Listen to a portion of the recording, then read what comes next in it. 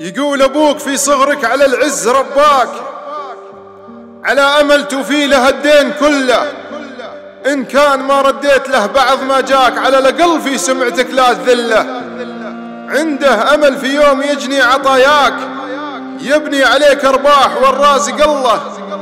ياما وياما روض النفس وأعطاك، وياما بدع حاجتك عن حاجة له، وياما تحمل جور الأيام وارضاك، وجور الرخوم وكل غلطة وزلة.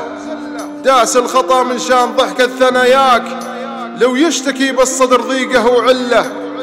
أسعد أيامه لا جناطيب يمناك، واصبحت عند الواجبة في محله. وان طبت له ترجع على طيب مجناك، وان غبت في نسلك تشوف المذلة.